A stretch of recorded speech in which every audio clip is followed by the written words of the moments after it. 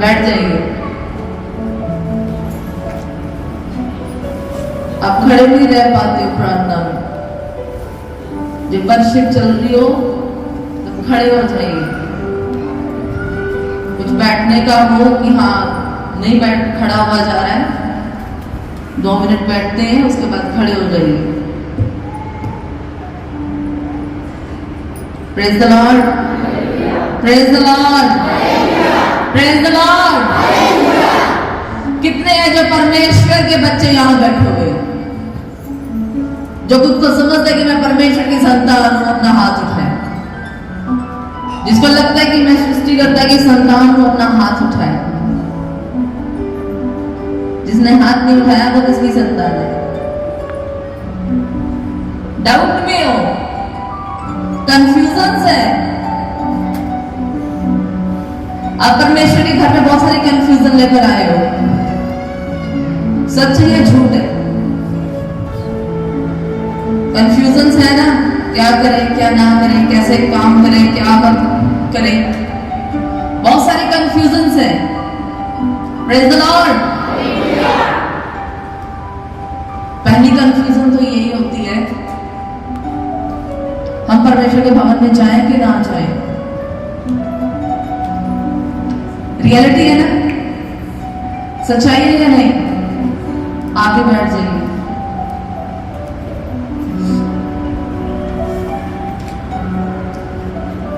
ये सच है या नहीं? जब आप परमेश्वर के भवन के लिए निकलते हो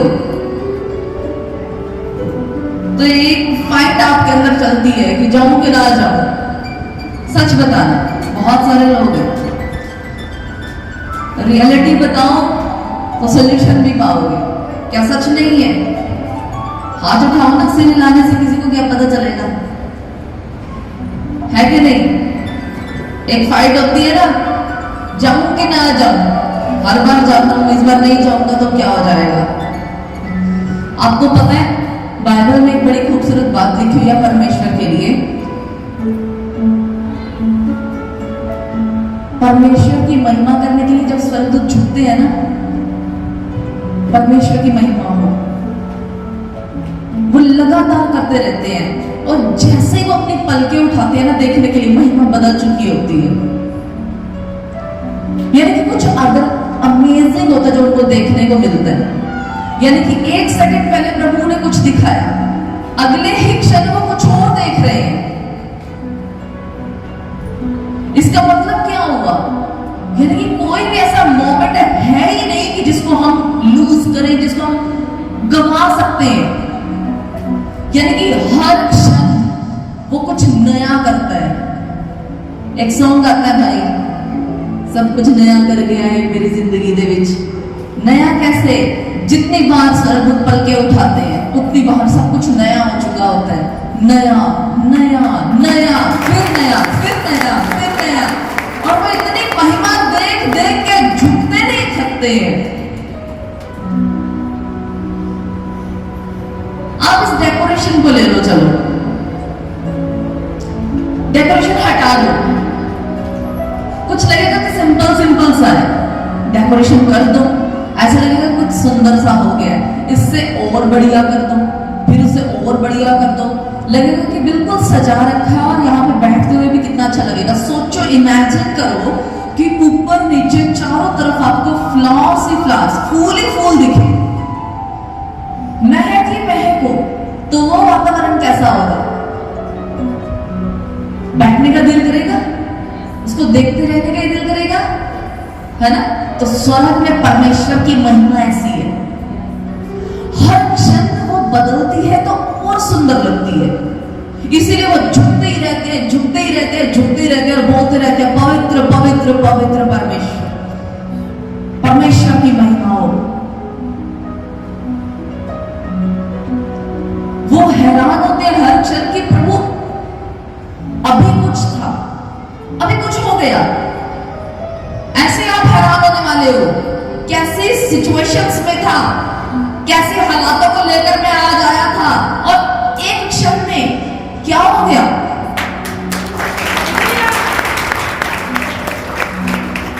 जितने बीमार, जितने परेशान हो किसी भी कारण से, एक बात याद रखना, महिमा बदल चुकी है। रिसीव करो अभी और अपनी बॉडीज को चेक करो जिसको कोई भी तकलीफ थी। मैंने कहा महिमा बदल चुकी है, महिमा बदल चुकी है। जिस हिसाब से महिमा बदल रही है, जिस हिसाब से परमेश्वर आपके प्रॉब्लम्स को देखते हुए चमत्कारों को कर रहे हैं, उस लेवल की महिमा परमेश्वर को आप दे नहीं रहे। जिसको यकीन नहीं है वो चेक करो अपनी बॉडी को। जिसको यकीन नहीं है कि प्रभु की महिमा बदल चुकी है, आज तुम ना विश्वास करने वाले चेक करो, प्रभु तुम्हें यहां से विश्वास करवा के भेजेगा। आज करके देखो, क्योंकि आज कुछ अद्भुत है, क्योंकि महिमा बदल रही है, बदल रही है।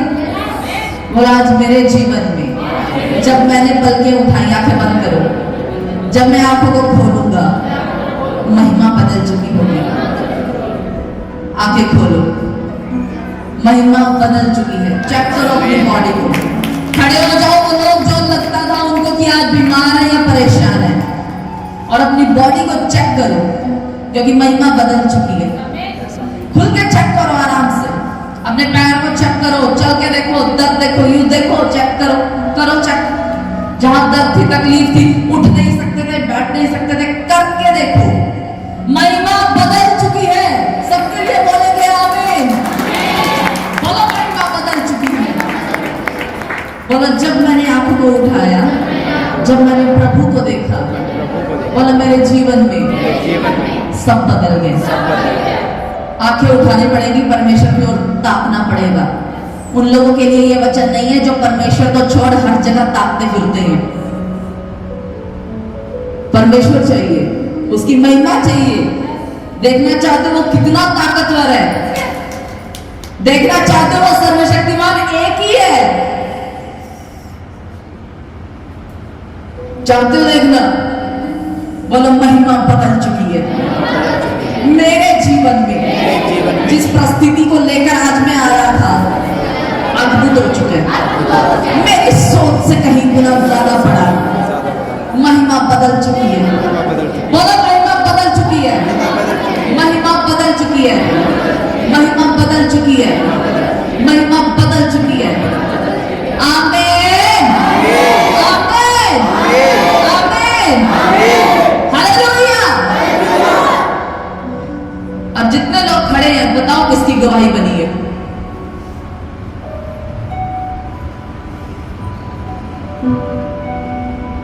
आप लोगों ने अपनी बॉडी को चेक नहीं किया? क्या आपके शरीरों में तकलीफ थी? हाँ या ना? शरीरों में तकलीफ थी? अपनी बॉडी को चेक करो ढंग से, और विश्वास ना दिखाओ, विश्वास दिखाओ कि आज सच में सब कुछ बदल चुका है। गवाही चाहिए तो यही समय है। बिना टच किए, मैं विश्वास करती हूं, मैं आपको यहां पे टच नहीं कर रही हूं, अपनी कलीसिया च चलता फिरता मौजूद हो, बांट दिया उसने, मौजूद क्या चमत्कार बांट दिया उसने। जिसको पकड़ना है वो अपने चमत्कार को अभी पकड़ के जाए, क्योंकि अगर आप इन वर्ड्स को कैरी नहीं कर सकते हो, इनको पकड़ नहीं सकते हो, तो दुनिया बदल जाएगी लेकिन आपका कुछ नहीं बदलेगा। वर्ड्स को पकड़ लो। परमेश्वर ने कहा आज सब कुछ मैं बदलने जा रहा हूं। अगर तुम विश्वास कर सकते हो तो इस बड़ी सभा में बड़ी गवाही देकर जाओ। अगर तुम विश्वास करके अपने मुंह से अंगीकार करोगे हाँ प्रभु महिमा बदल चुकी है, तो ये हो चुका कार्य है। बोलो आमीन, आमीन, आमीन। परमेश्वर कहते जितने तुम निर्बल हो ना, निर्बल कमजोर,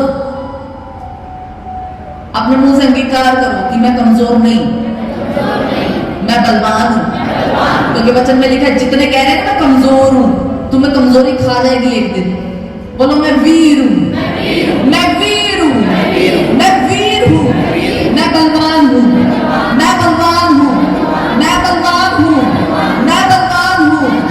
मेरे अंदर परमेश्वर की ताकत कार्य कर रही है, मेरे अंदर परमेश्वर की ताकत कार्य कर रही है। और जितने कह रहे हैं कि मैं बीमार हूं, अपने हाथों को उठाओ, जरा उठाओ, टांगों पर खड़े भी हो जाइए कृपया, ताकि दूसरों को भी पता चले कि आपकी गवाही बन रही है।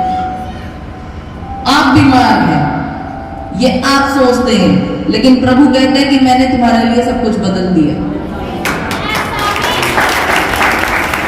अगर तुम इसको रिसीव करते हो तो आज पा चुके हो।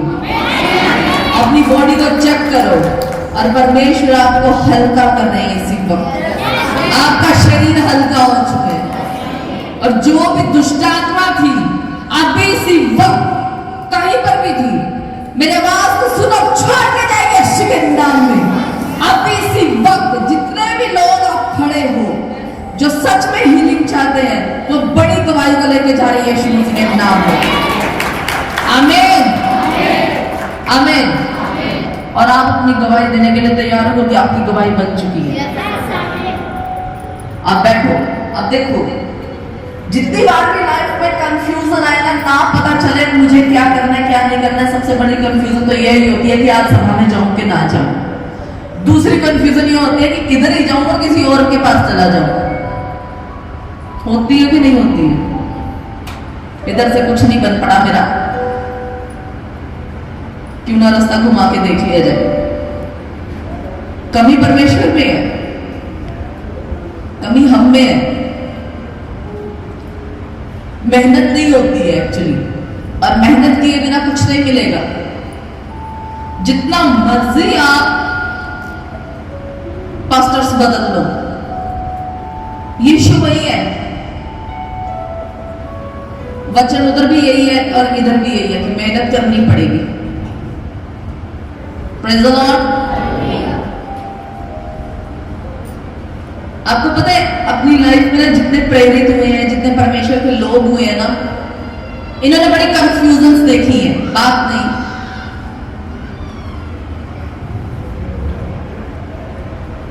क्या हुआ?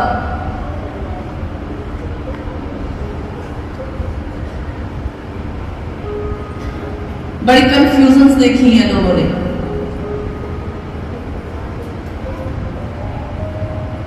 ठीक है, पीटर को जानते हो, पतरस को, पतरस को जानते हो? पतरस को, कौन है पतरस?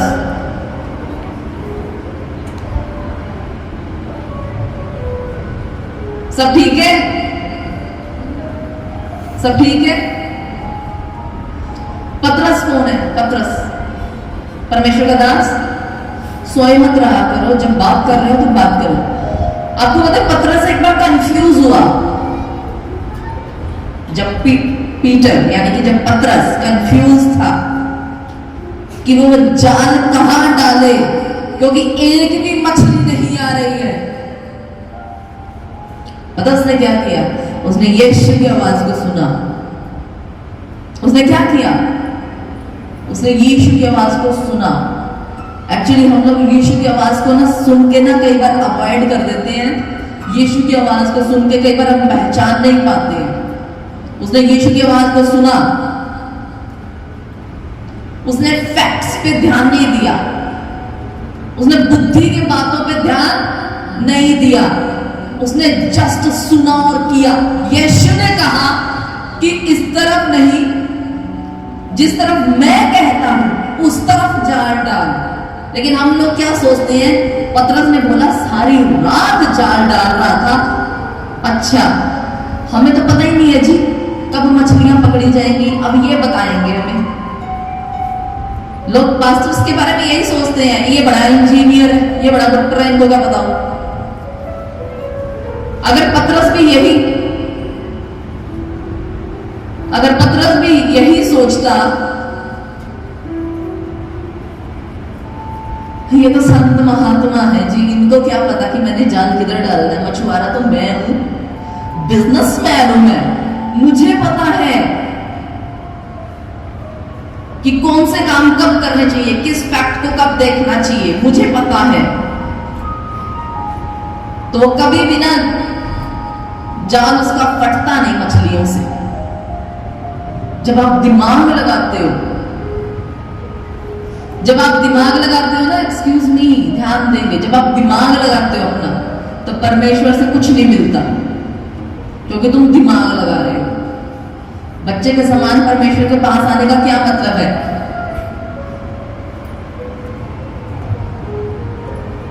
कि वह नम्र होता है, इसलिए सबसे ज्यादा झड़प तो बच्चों में होती है, पकड़ के बाल पकड़ के नोच देते हैं। और मेरे बच्चों ने लिखा हुआ असाइनमेंट में कि वो नम्र होते हैं।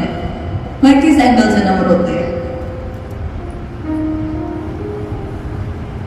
सबसे ज्यादा लड़ाइयां बच्चों में ही होती हैं, बड़े होने के बाद वो शांत होना शुरू हो जाते हैं।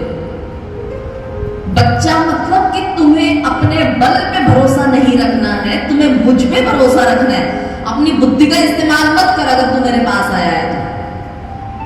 जब पीटर कंफ्यूज था कि किस तरफ, यानी कि पतरस कंफ्यूज था कि किस तरफ जाल डालूं, तो उसने यीशु की आवाज को सुना, बुद्धि की आवाज को बंद करके।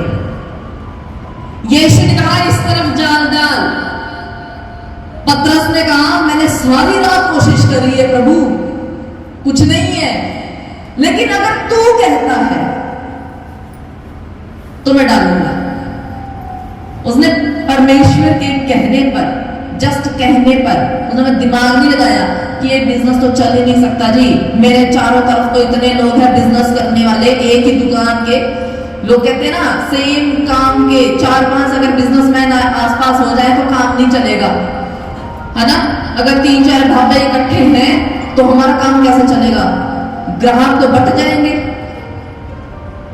परमेश्वर कहते दिमाग मत लगा, जो कहा है उतना कर, जाल डाल। उसने कहा क्योंकि तू कहता है प्रभु, तो मैं जाल डालता हूं। और जैसे ही जाल डाला है, क्या उसका जाल इतना नहीं भर गया था कि वो फटने लग गया था? कारण क्या था? उसने आवाज को सुना और फॉलो किया। अपना दिमाग मत लगाना, नहीं तो तुम जो पाना चाहते हो कभी नहीं पा सकते, क्योंकि तुम्हारा दिमाग तुम्हें परमेश्वर के साथ कभी नहीं जुड़ने देगा। परमेश्वर को जानना है तो अपनी स्पिरिट के साथ आओ, आत्मा से जुड़ो। आत्मा तुम्हें सही डायरेक्शन बताएगी, शरीर भटका देगा। ठीक है, समझ में आई? यहोशू का नाम सुना है किसी ने? आपको पता है क्या हुआ?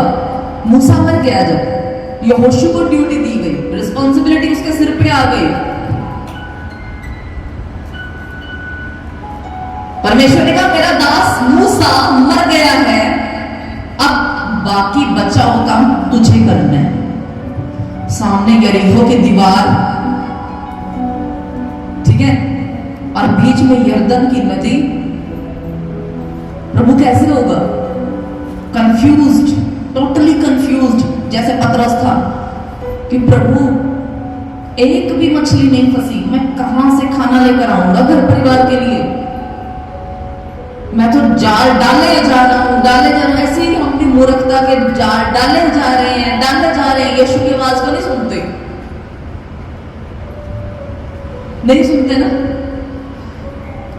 इसी तरह से यहोशू भी कंफ्यूज हुआ, प्रभु इतनी मोटी दीवार, बीच में यरदन की नदी, छोटी मोटी नदी भी नहीं, नदी इतनी बड़ी, तो किस तरह से हम जीत पाएंगे इसको, यरीहो को? वो क्या था? वो जस्ट कंफ्यूज्ड, मुंह उतरा हुआ, प्रार्थना में बैठा हुआ। उसकी कंफ्यूजन की प्रार्थना जब उसने करी, एक एंजल उतर आता है जो प्रभु की ओर से सॉल्यूशन लेकर आया था। Praise the Lord. वो कंफ्यूज था, प्रार्थना की, एंजल उतर आया, सॉल्यूशन दे दिया। पीटर कंफ्यूज था, आवाज सुनी परमेश्वर की, दिमाग का इस्तेमाल नहीं करा, मछलियां भर आई। है नहीं इंतजाम में खुदा? सोलोमन के बारे में सुने, सुलेमान सुने, सुलेमान राजा, उसके पापा ने उसको कुछ नहीं सिखाया था किस तरह से राज्य को हमने चलाना होता है, कुछ नहीं सिखाया। और जब वो मरने का था, बोलते बेटा ये राज्य तुझे संभालना है। उसको तो हार्ट अटैक दे दिया। भी ये क्या बात हुई, ये कोई आसान बात है? एक घर को चलाना, आगे नींद हराम कर देता है, पूरा राज्य चलाना हो तो सोचो कितना बड़ा स्ट्रेस है। पीएम मोदी को ना लोग ना बड़े मुंह खोल खोल के बातें करते हैं। तुम चला के दिखाओ देश, पहले 2 दिन में जान निकलने वाली हो जाएगी। बहुत सारे फैसले होते हैं, गलत भी हो सकते हैं, सही भी हो सकते हैं। तो जनता का काम क्या होता है? उनके लिए प्रेयर करो ताकि वो सही फैसले ले सके। पीठ पीछे बोल के और नीचे खड़े होकर बोलना बड़ा आसान है। आसान है या नहीं है? पदवी पर आओ, करके दिखाओ, उस जिम्मेदारी को निभा कर दिखाओ पहले, राइट? अब सुलेमान के साथ क्या होता है? उसको नहीं पता मैंने राज्य कैसे चलाना है, कंफ्यूज्ड। क्या करता है वो? जाते जाते पापा की सलाह सुनी और मान ली। पापा ने क्या सलाह दी थी कि बेटा यहोवा को कभी मत छोड़िए। उसने क्या किया? कोई अक्ल नहीं है उसको राज्य कैसे चलाना है, कंफ्यूज्ड है अपनी जिंदगी में। क्या करूं, कैसे करूं, कब कहूंगा, ये काम कैसे करते हैं, वो काम कैसे करते हैं, प्रजा को कैसे खुश रखना है, प्रजा की कैसे जरूरतों को पूरा करूं, मुझे कुछ नहीं आता। याद आया यहोवा के पीछे चलना ही बेस्ट सॉल्यूशन है। परमेश्वर के भवन में चला गया भेंटों को लेकर, और प्रभु आ जाते हैं विजन में, बता तुझे क्या चाहिए। सैक्रिफाइसेस, भेंटें प्रभु के भवन में लाना, यीशु की आवाज को सुनना, उसका इनकार ना करना, ठीक है? कंफ्यूजन के टाइम में प्रार्थना करना, कंफ्यूजन के समय में भेंटों को ले आना। उसके जैसा बेस्ट राजा कोई नहीं था। फिर उसने बुद्धि मांग ली परमेश्वर से कि तेरे कामों को मैं कर सकूं। बेस्ट राजा कोई नहीं था। फिर दुनिया के छोर से लोग उसकी बुद्धि को सुनने के लिए आते थे कि ऐसी अद्भुत बुद्धि इसके पास कहां से आई। उसके पापा ने उसको नहीं सिखाई थी, उसकी बुद्धि उसको प्रभु ने दी, क्योंकि उसने सारी जिंदगी ऐश प्रस्ती में निकाली थी, क्योंकि वो राजा का बेटा था। मस्ती में निकल गई सारी जिंदगी, लेकिन जब रूल करने का, राज करने का टाइम आया, उसको कुछ नहीं आता था और जिम्मेदारी आ पड़ी। पहुंच गया प्रभु के भवन में भेंटों को लेकर। जैसे ही भेंटें चढ़ाई, प्रभु आते हैं, बुद्धि देते हैं, बेस्ट राजा बना दिया। कंफ्यूजन में क्या करना है? यीशु की आवाज को सुनना है, इग्नोर नहीं करना। यीशु की आवाज क्या है? उसका वचन, उपदेश जो आप सुनते हो। यहां समझ में आई? सेकंड क्या करना है?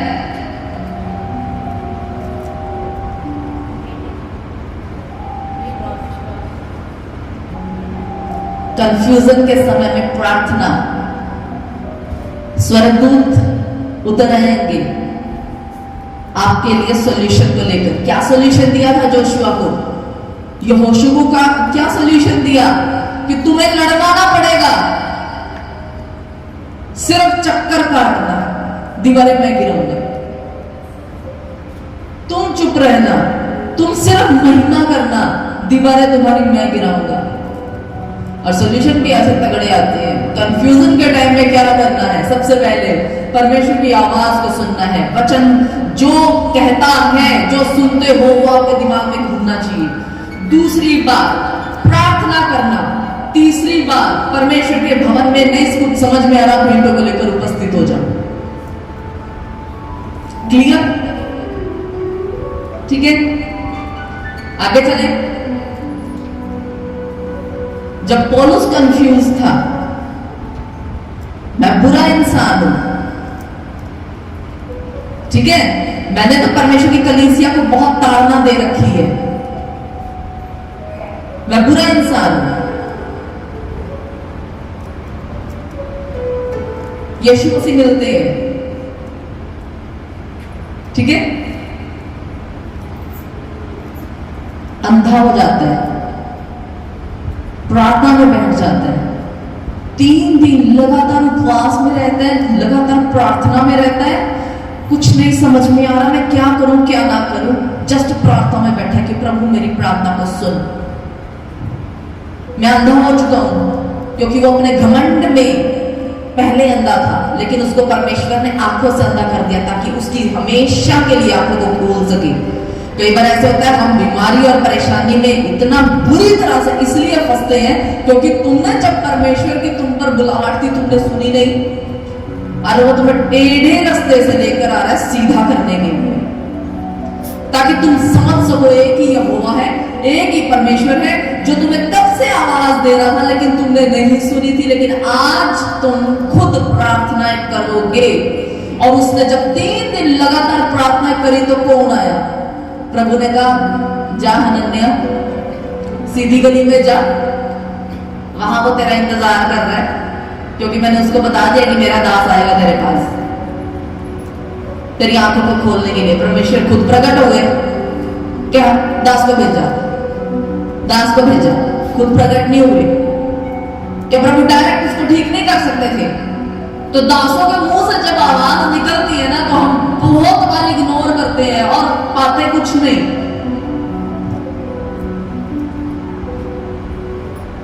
पौलुस की कंफ्यूजन में क्या किया उसने?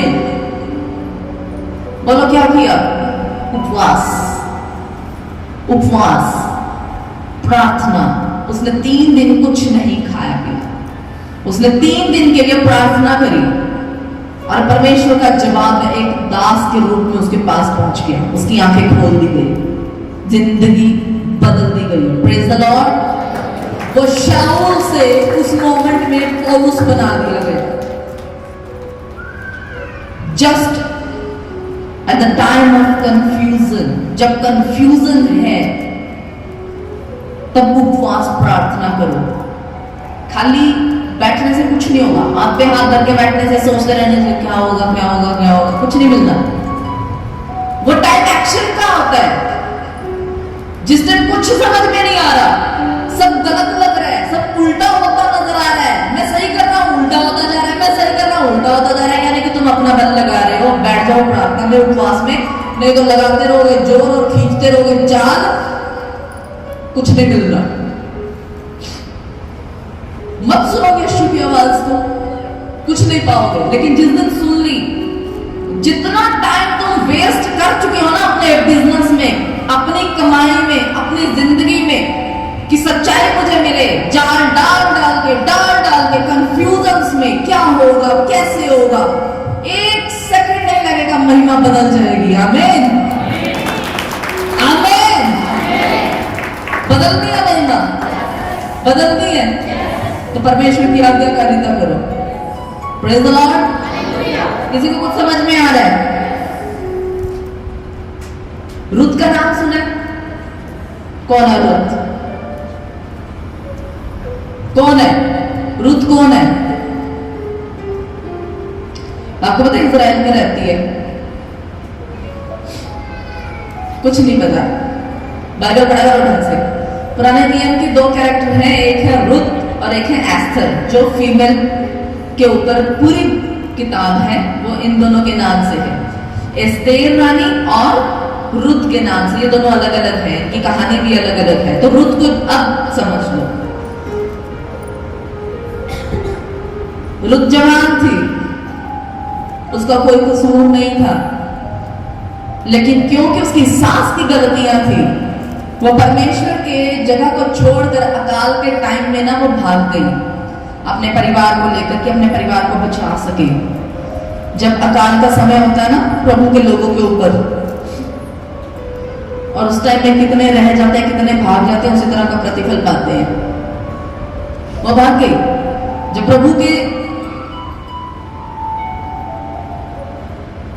प्रभु के लोगों के ऊपर अकाल आया, अपने परिवार को लेकर वो चले गए जहां सब कुछ था, खाने को था, पीने को था, सब कुछ था। लेकिन वहां जाकर क्या हुआ? क्या होता है? पहले उसका पति मर जाता है और बाद में उसके दोनों बेटे मर जाते हैं। लेकिन देखो उनका क्या सीन हुआ। वो दोनों लड़के उस टाइम शादी कर चुके थे, बड़े की छोटे की दोनों को शादियां हो चुकी थी। जो छोटी बहू थी उसका नाम था रुत, ठीक है। जो रुत के साथ हुआ, जो उसकी जेठानी के साथ हुआ, क्या सही हुआ? दोनों आदमी मर जाते हैं, जवान थे, दोनों मर गए, क्या सही हुआ? गलती किसकी थी? उसके सास ससुर की। अकाल के समय में वो भाग गए, भुगतना किसको पड़ा? बच्चों को। तो परमेश्वर के साथ करी हुई धोखेबाजियां वंशों तक जाती हैं, समझ रहे हो? लेकिन जब रूथ अकेली थी उस टाइम में, कंफ्यूज थी कि अब मैं अपने जीवन में क्या करूं, उसने एक बड़ा बेस्ट डिसीजन लिया, पता है? उसकी सास ने कहा तुम जाओ, तुम जवान हो, तुम शादी कर लो और अपने घर को बसाओ। बड़ी चली गई। छोटी रूथ कहती है कि नहीं, मैं आपके साथ जाऊंगी। कहती है नहीं नहीं, तू मेरे साथ नहीं जाएगी, क्योंकि वहां के लोगों में तू पराई होगी, तू मुआबिन है, मुआब देश से है, ठीक है, तू मुआबिन है, तू कैसे हमारे साथ चल सकती है? अगर तू चलेगी तो लोग तुझे पराया समझेंगे। कहती नहीं, तेरा परमेश्वर मेरा परमेश्वर होगा। उसने उस टाइम में, जब वो अकेली थी, जब वो कंफ्यूज थी, जब वो रिजेक्टेड थी, उसने परमेश्वर के नजदीक आना चुन लिया। तो चुनाव किसका होता है? बोलो मेरा, कि मैं परमेश्वर के पास आऊंगा कि नहीं आऊंगा। मैं उसको रिजेक्ट करता हूं और संसार में दोबारा शादी करने के लिए चला जाता हूं, या मैं परमेश्वर के पास आ जाता हूं परमेश्वर की मर्जी के अनुसार जीने के लिए, और उसकी योजना हमेशा बेस्ट होती है। रुत की लाइफ में क्या हुआ? उसने यहोवा को एक्सेप्ट किया, यहोवा के पास आती है, और उसके बाद क्या होता है? वहां वो काम करती है और उसकी शादी होती है तो बहुत ही रईस आदमी के साथ, जो उसकी सास नोमी का भी रिश्तेदार होता है। क्या परमेश्वर ने जब देखा कि वो मुझे एक्सेप्ट कर रही है, मेरे पास आ रही है, बड़ी चली गई शादी करने के लिए, तो अगर रुत को उसने ऐसे ही रहने दिया, उसकी बेस्ट इंसान से शादी करवाई और एक नई जिंदगी दे दी। अगर आप यहोवा के पास आने को चुनते हो तो सारी कंफ्यूजन तो जाती जाती है। उस लड़की का डिप्रेशन भी गया, ठीक है, विधवा हो जाना छोटी सी उम्र में, ये तो एक कहानी की तरह पढ़ लो, लेकिन अगर रियलिटी आपके सामने किसी की देखो आप, तो सोचो ये कैसा होगा। उसका स्ट्रेस, उसका अकेलापन, वो अपनी सास के साथ रह जरूर रही थी, लेकिन उसको बता थोड़ी सकती है कि उसकी टेंशन किस पीक लेवल की है, नहीं बता सकती। लेकिन परमेश्वर उसके अंदर जानता था, परमेश्वर ने उसको बेस्ट पति दिया। शादी मुआब में जाने वाली इस लड़की की भी हो गई, लेकिन परमेश्वर को अपनाकर, परमेश्वर को अपनाने के बाद जो इसकी शादी हुई वो बेस्ट रही, क्योंकि इन्हीं से आगे इनके पड़पोते पोते दाऊद के वंशावली में यीशु मसीह पैदा होते हैं। तो कुछ भी ऐसे नहीं होता। उस लड़की ने अगर यीशु को अपनाया, यानी कि यहोवा को अपनाया, तो बड़े काम उसके जीवन में हुए। तो at the time of confusion क्या करेंगे हम? सही डिसीजन लेंगे।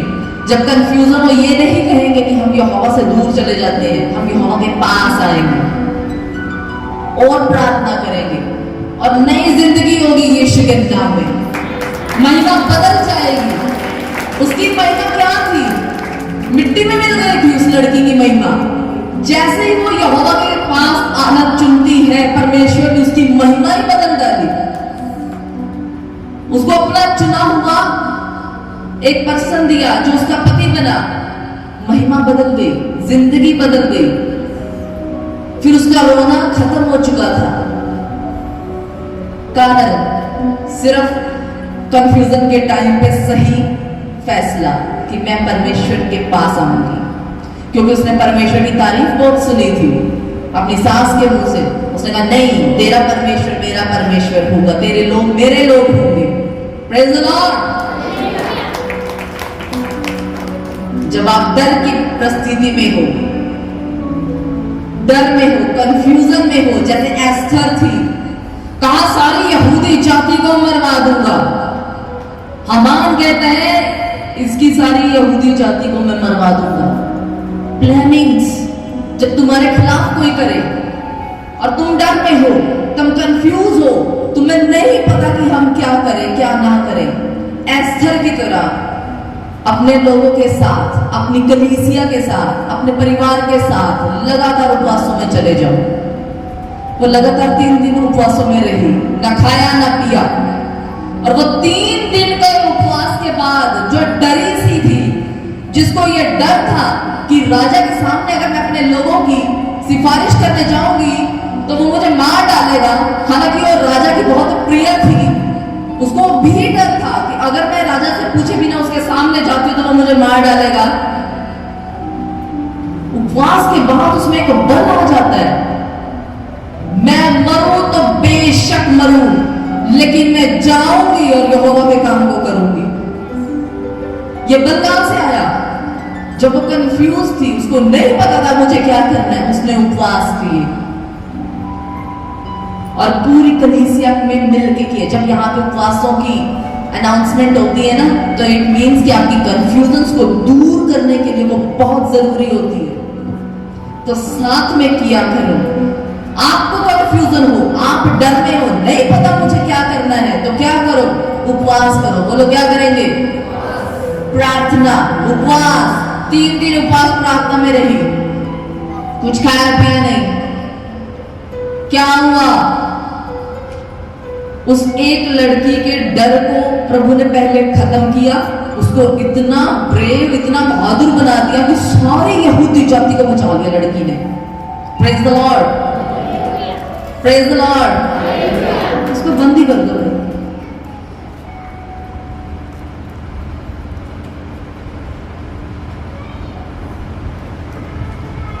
कुछ समझ में आ रहा है आपको?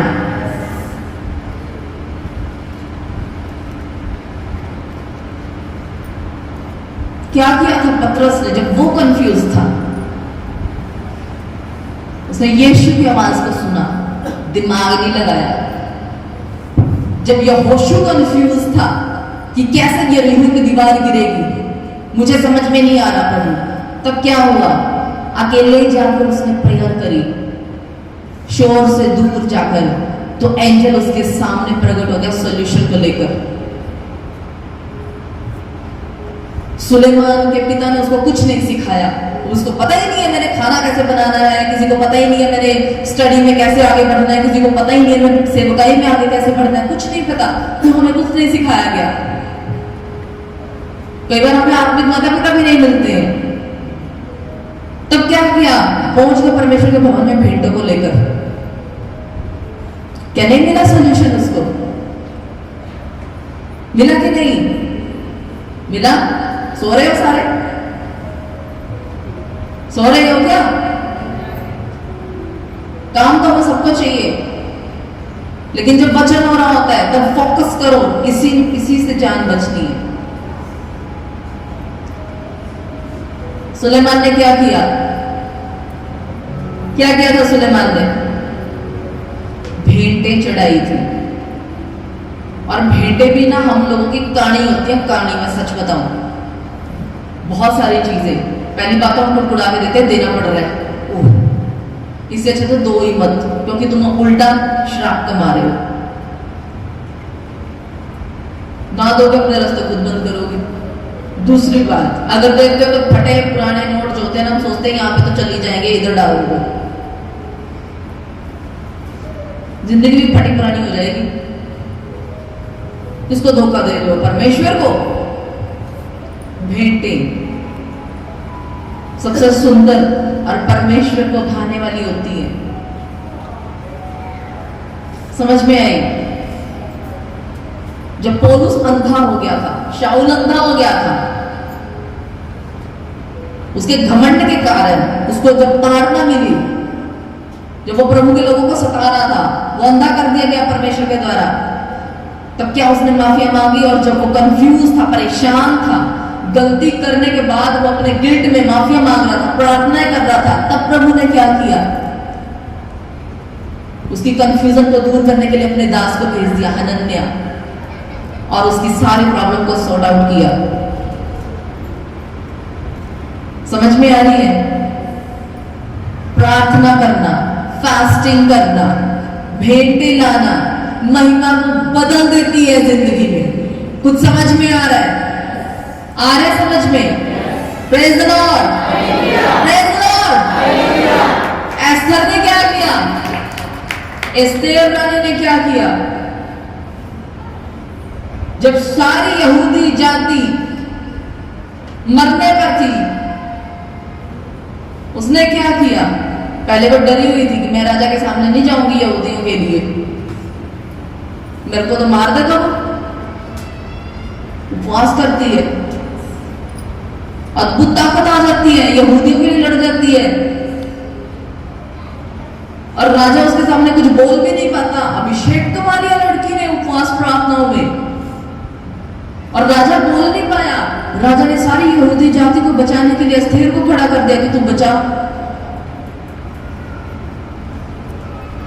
उपवास, प्रार्थना, कंफ्यूजन के टाइम में, परेशानी के टाइम में, और हम लोग कंफ्यूजन और परेशानी के टाइम में क्या करते हैं? सबसे ज्यादा प्रार्थना को पीछे छोड़ते हैं। यीशु की आवाज को सुनना अस्वीकार कर देते हैं। हम अपनी कोशिशों में जान डालते रहते हैं, मिलता कुछ नहीं है, लेकिन हम ये नहीं सोचते कि प्रभु की एक आवाज आने दे और उस आवाज पे मैं ध्यान दे लूं, और फिर इतना कमाऊंगा, इतना पाऊंगा, ऐसा अभिषेक पाऊंगा कि वो मेरी जीवन को बदल देगा। Praise the Lord.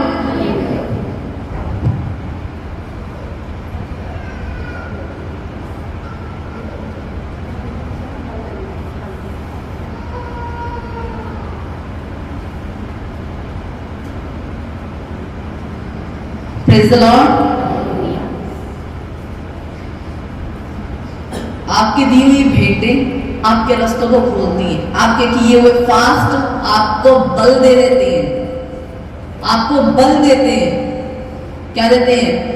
अंदर से बल देते हैं। जो चूहे जैसा हमारा दिल होता है ना, छोटा सा, वो फिर शेर बन जाता है, वो लड़ने के लिए तैयार हो जाता है इविल स्पिरिट्स के अगेंस्ट। जो हम डरते हैं ना दुष्ट आत्माओं से, तो परमेश्वर हमें इतना बुलंद खड़ा कर देता है कि हम फिर उनसे डरते नहीं है, उनको निकालते हैं।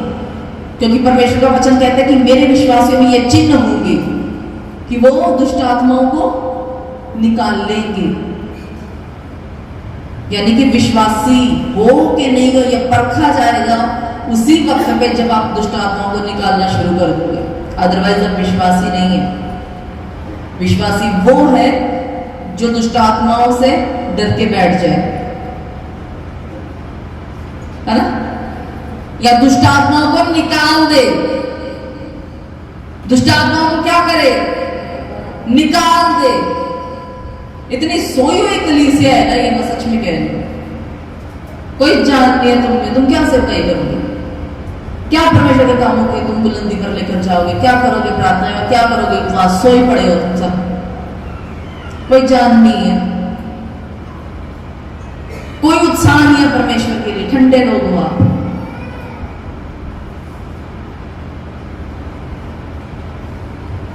जिसमें उत्साह नहीं है ना, वो थोड़े दिन का, एक बात याद रखना,